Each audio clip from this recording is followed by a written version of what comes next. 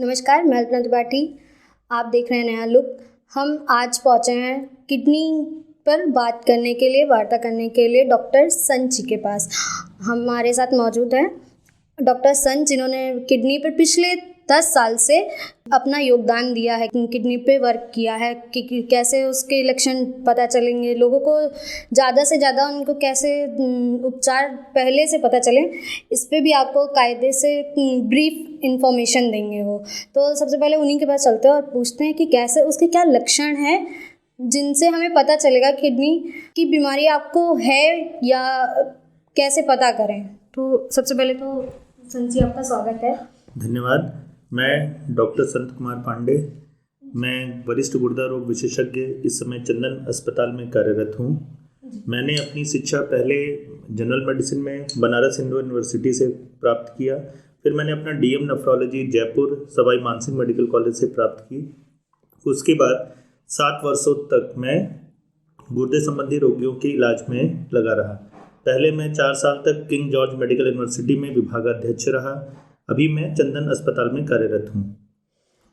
जैसे कि हम बात कर रहे हैं कि इस समय गुर्दा रोग के मरीजों की संख्या दिन पर दिन बढ़ती जा रही है।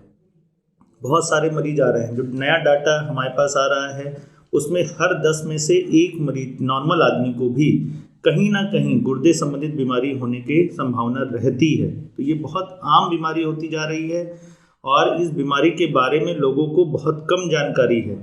बहुत सारे मरीज जब हमारे पास आते हैं तो उस समय वह बीमारी बहुत एडवांस स्टेज में रहती है।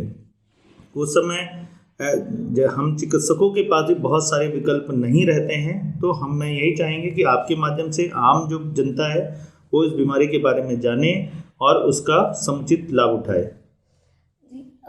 ज़्यादातर लोगों में ये होता है कि ब्लड पे हाई शुगर वाले जो पेशेंट होते हैं उनमें हम लोगों ने देखा ज़्यादातर किडनी की पेशेंट ज़्यादा पाए जाते हैं। पर लेकिन उन लोगों में ये भी डर एक बना रहता है कि हम दवा जितनी, मतलब दवा से ज़्यादा किडनी पे प्रभाव पड़ता है, तो वो दवा अपनी छोड़ देते हैं शुगर की, फिर इधर उधर की चीज़ें अपनाते हैं। तो ऐसे में क्या करना चाहिए, मतलब कि ऐसी दवाएं लेनी चाहिए या क्या करना? मैं थोड़ा आपको विस्तृत में बताता हूँ। जो भारत में गुर्दा रोगी जो रोग है उसके प्रमुख कारण में सबसे ऊपर आता है शुगर या मधुमेह का होना। डायबिटीज़ मोस्ट कॉमन कॉज है। ये टोटल गुर्दा रोगियों के 50% जो रोगी होते हैं वो शुगर के कारण उनका गुर्दा खराब होता है। नंबर 2 पे भारत में गुर्दे संबंधित बीमारियां जिनका हम लोग बहुत एग्जैक्ट जानकारी नहीं रखते हैं वो है। विश्व में नंबर 2 पे हाई ब्लड प्रेशर के कारण गुर्दा में खराबी होती है। तो शुगर और ब्लड प्रेशर ये 2 प्रमुख वजह है, कारण हैं जिससे आगे चल करके गुर्दा में खराबी होती है। तो जो शुगर के मरीज हैं, ये नियम ये बनाया, गाइडलाइन ये कहती है कि हर शुगर के मरीज को, चाहे उसका गुर्दा अभी खराब नहीं हुआ है तो भी साल में एक बार बहुत सस्ता टेस्ट है, पेशाब में प्रोटीन जा रहा है कि नहीं, उसका ब्लड प्रेशर कितना है, शुगर कंट्रोल है कि नहीं, और एक क्रेटिनिन KFT बोलते हैं, किडनी फंक्शन टेस्ट कहते हैं, ये सबको हर साल कराना ही चाहिए जिससे ये बीमारी उसको ना लगे। उसी तरह जो ब्लड प्रेशर के मरीज हैं उनको हम लोग कहते हैं कि उनका ब्लड प्रेशर हमेशा कंट्रोल रखना सबसे ज़्यादा इंपॉर्टेंट है। कुछ मरीज होते हैं BP की दवा ले रहे हैं, आज एक दिन खाया 2 दिन नहीं खाया, इसी तरह का अपना कार्यक्रम रखते हैं, तो वो बिल्कुल ठीक नहीं है। इस तरह के मरीजों में आगे चल करके गुर्दा खराब होने की संभावना बहुत ज़्यादा है। तो प्रॉपर ब्लड प्रेशर का कंट्रोल होना नितांत आवश्यक है। तीसरा जो हम लोग देखते हैं जिसको हम लोग कहते हैं ग्लोमेरुलोनेफ्राइटिस या किडनी संबंधित बीमारी, जिसके कारण गुर्दा के डैमेज होने की संभावना आगे ज़्यादा रहती है। कुछ हम लोग देखते हैं जैसे दर्द निवारक दवाएं हैं, आयुर्वेदिक होम्योपैथिक दवाएं हैं, हाई डोज पे जो दी जाती हैं, ये भी गुर्दा को डैमेज करती हैं। तो इनका भी सेवन बिना डॉक्टर की सलाह से नहीं करना चाहिए। इस पथरी की समस्या देखा गया है, हम लोग के यहाँ इस किडनी स्टोन हो जाता है, लोग इग्नोर करते रहते हैं, नहीं, जब तक दर्द नहीं होता है तब तक वो पथरी को निकलवाते नहीं हैं। तो देखा ये भी गया है कि जो ये रीनल स्टोन है ये भी अगर बहुत दिनों तक गुर्दे के अंदर पड़े रहे तो ये भी किडनी डैमेज का एक प्रमुख कारण बनते हैं। तो आम तौर में शुगर का कंट्रोल करना, BP कंट्रोल करना, दर्द निवारक दवाओं का अत्यधिक सेवन ना करना, अगर पथरी है तो उसका प्रॉपर इलाज कराना, अगर किडनी की कोई ग्लोमेरुलोनेफ्राइटिस नामक बीमारी है तो उसका प्रॉपर ट्रीटमेंट करके इस बीमारी से आगे गुर्दा डैमेज ना हो, इससे बचा जा सकता है। डॉक्टर जी, जैसा आपने बताया कि हम मतलब ज़्यादातर शुगर पेशेंट हैं और जो हाई ब्लड प्रेशर के हैं उनमें ज़्यादातर इसकी किडनी की प्रॉब्लम आती है। तो आज यूथ को हम देखने को सबसे ज़्यादा पाते हैं कि शुगर के भी पेशेंट हैं और हाई ब्लड प्रेशर भी उनको ज़्यादा अपनी ओर ले रहा है। तो इनको कैसे रोक सकते हैं कि क्या वो अपने मतलब अपनी दिनचर्या को कैसे रखें कि इससे बच सकें, तो उनको किडनी का प्रॉब्लम ना हो? बिल्कुल, मैंने अभी जैसे बताया कि शुगर के मरीज और हाई ब्लड प्रेशर के मरीज सबसे ज़्यादा हाई रिस्क जोन में है कि भविष्य में चल के उनको गुर्दे संबंधित बीमारी हो और वो तेज़ी से बढ़े। तो इसके लिए जो शुगर का मरीज है, पहला तो वो नियमित अपना व्यायाम करे, लाइफस्टाइल बहुत अच्छे से रखे, शुगर को प्रॉपर कंट्रोल में रखे।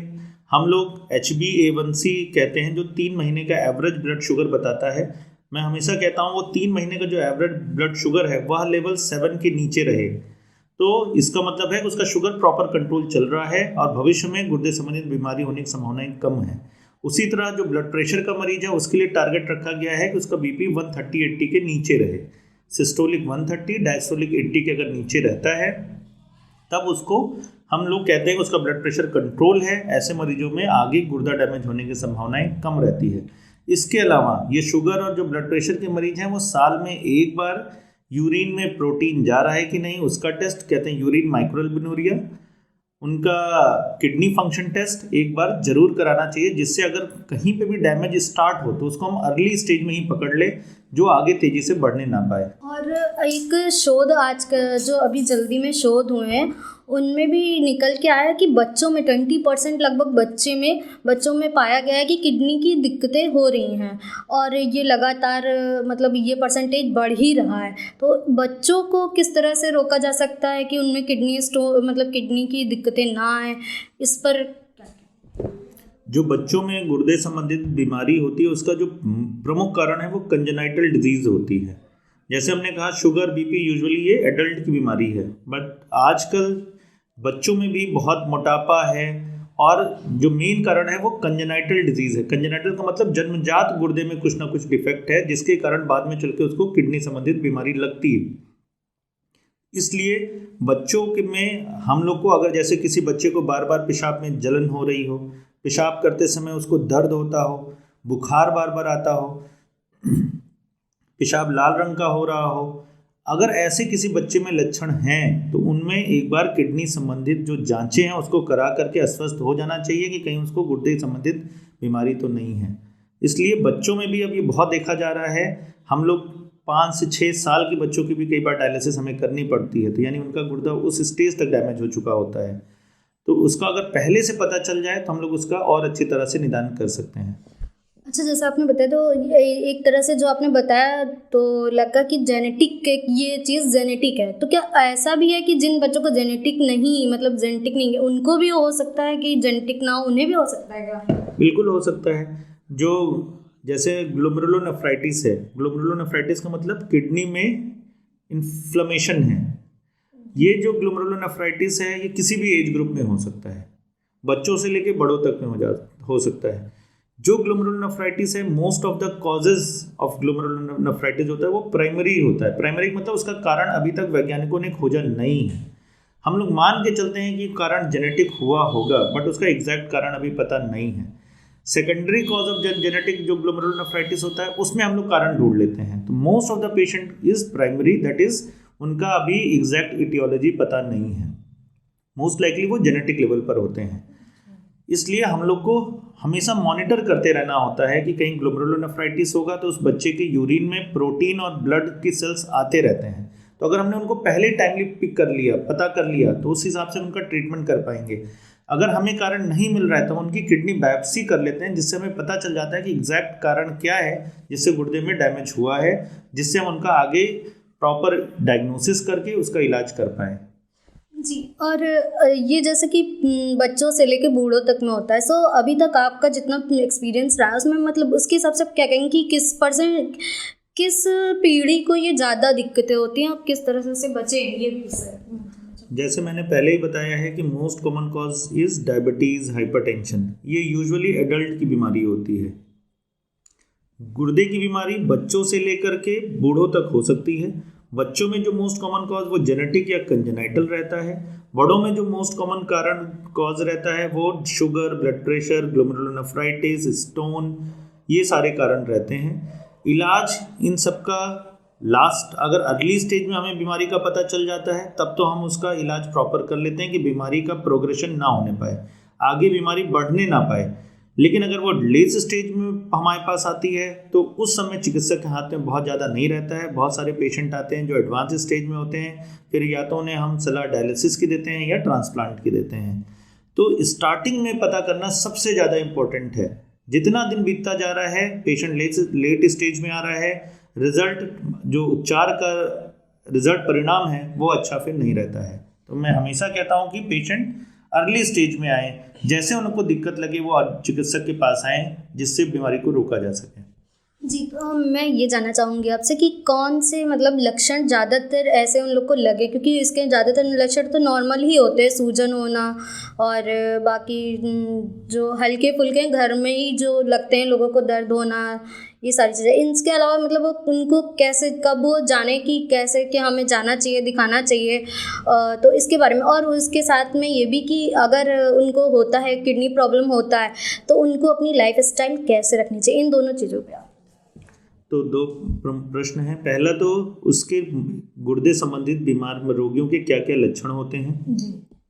तो मैं बताना चाहता हूं कि जो गुर्दे संबंधित बीमारी के जो मरीज आते हैं वो जो अर्ली स्टेज में जब बीमारी रहती है, प्रारंभिक बहुत नॉन स्पेसिफिक लक्षण होते हैं। आमतौर पे लोग इसको इग्नोर करते रहते हैं, जैसे भूख का न लगना, कमजोरी लगना, ब्लड प्रेशर का हाई होना, खून की कमी होना, थकान लगना, काम करने का मन ना कहना, हाथ पैरों में सूजन आना, कभी कभार पेशाब लाल रंग का होना या गुर्दे के पास फ्लैंक में दर्द का होना, ये प्रमुख लक्षण रहते हैं। लेकिन आमतौर पे मरीज इसको इग्नोर करता है और अगर बीमारी धीरे धीरे बढ़ती जाती है, जब वो एडवांस स्टेज में पहुंच जाती है, तब उसको झटके आ सकते हैं, बेहोशी हो सकती है, खून की इतनी कमी हो जाएगी खून चढ़ाने की ज़रूरत पड़ सकती है, आँख से दिखना, हाई ब्लड प्रेशर के कारण आँख से दिखना कम हो सकता है, उल्टी, बहुत ज़्यादा उल्टी होने लगती है, खून बहुत ज़्यादा कम हो जाता है। तो लास्ट स्टेज में दिमाग पे भी असर कर सकता है, हार्ट पे भी असर कर सकता है। तो एडवांस स्टेज में बहुत गंभीर लक्षण के साथ भी मरीज आता है।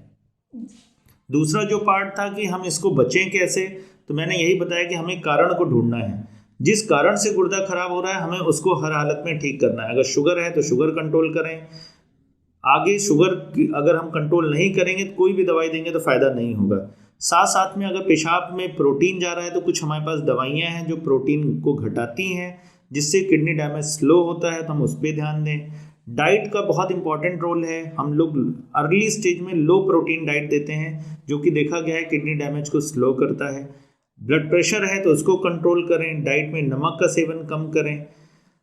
अगर खून की कमी है तो हम लोग कुछ आयरन की टैबलेट्स देते हैं जिससे खून, पेशेंट का हीमोग्लोबिन इंप्रूव करे। देखा गया है खून की कमी भी किडनी डैमेज को बढ़ाता है। तो कारण हम पता करें, उसको ठीक करें, तो हमें लगता है उससे फिर आगे जो बढ़ने का जो डिजीज़ प्रोग्रेशन है वो स्लो किया जा सकता है। एक लास्ट क्वेश्चन जो मैं पूछना चाहूँगी, किडनी फेल का, अभी हम लोग के बीच में भी बात हुई पर उसको मैं थोड़ा ज़्यादा डिस्क्राइब चाहूँगी, उसको करें आप, कि किडनी फेल हो जाती हैं लोगों की, ऐसा कब और इनसे कैसे ज़्यादा जल्द से पता चले कि लोग अपने आप को बचा सके। किडनी फेल होने से कई बार लोगों की जान भी चली जाती है, तो उस पर। बिल्कुल, ये अच्छा प्रश्न है, क्योंकि गुर्दा एक होता है किडनी फेल्योर, ये पहले यूज़ करते थे। अब हम लोग ने टर्मिनोलॉजी थोड़ा सा चेंज कर दिया है। अब हम लोग कहते हैं chronic kidney disease, acute kidney injury. जैसे क्रोनिक किडनी डिजीज़ है उसमें हमने स्टेज वाइज डिवाइड कर दिया है, stage 1, stage 2, stage 3, stage 4 and stage 5। Stage 1 से स्टेज 4 जो क्रोनिक किडनी डिजीज़ के पेशेंट होते हैं, यूजुअली इसको हम लोग दवाओं से इनके प्रोग्रेशन को स्लो कर सकते हैं।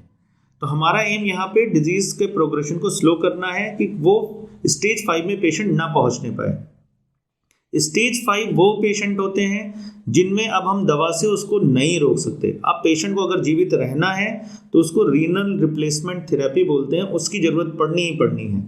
रीनल रिप्लेसमेंट थेरेपी दो तरह से होती है, या तो उसका हम ट्रांसप्लांट करा दें या दूसरा डायलिसिस करा दें। तो अगर डायलिसिस या ट्रांसप्लांट की नौबत आ रही है किसी पेशेंट को, तो यानी वो सीकेडी स्टेज 5 में है, वहाँ पे मेडिसिन का बहुत ज़्यादा रोल नहीं रहता है। दूसरी बीमारी हमने बताया था acute kidney injury. Acute kidney injury वाले मरीज वो होते हैं जिनमें हफ्ते या महीनों के अंदर गुर्दे में डैमेज होता है। इसको हम लोग पूरी तरह ठीक कर सकते हैं। हम लोग के पास कई पेशेंट आते हैं जिनका क्रेटिनिन जो किडनी फंक्शन है बहुत तेज़ी से रिड्यूस होता है, बट हम लोग मेडिसिन देते हैं बिल्कुल ठीक हो जाते हैं। तो एक्यूट किडनी इंजरी पूरी तरह से ठीक किया जा सकता है। जो क्रोनिक किडनी डिजीज़ वाले पेशेंट होते हैं, इनमें स्टेज 5 जिनको हम फेल्योर भी कहते हैं, स्टेज 5 को हम लोग कहते हैं किडनी फेल्योर हो गया पेशेंट को, यानी अब उसको बिना renal replacement therapy either dialysis और ट्रांसप्लांट के बिना उसको बचाया नहीं जा सकता है। तो सीकेडी स्टेज 5 वाले पेशेंट होते हैं जी। तो जैसा अभी तक आपने देखा किडनी पे बहुत सारी चर्चा हुई हमारी, और डॉक्टर साहब ने बहुत अच्छे अच्छे उपचार भी बताया, कैसे लोगों को बचाया भी जा सकता है, कि कैसे वो लोग अपने आप के लक्षण को पहचाने, जो शुरुआती लक्षण हैं उन्हें पहचान के ही तुरंत ही पहले जाएं, अपनी जांच कराएं और पता लगाएं कि उनको किडनी से संबंधी प्रॉब्लम है या नहीं है। तो ऐसे आप अपने आप को बचा भी सकते हैं। तो डॉक्टर साहब, हमारे साथ जुड़ने के लिए आपका बहुत बहुत धन्यवाद। Thank you.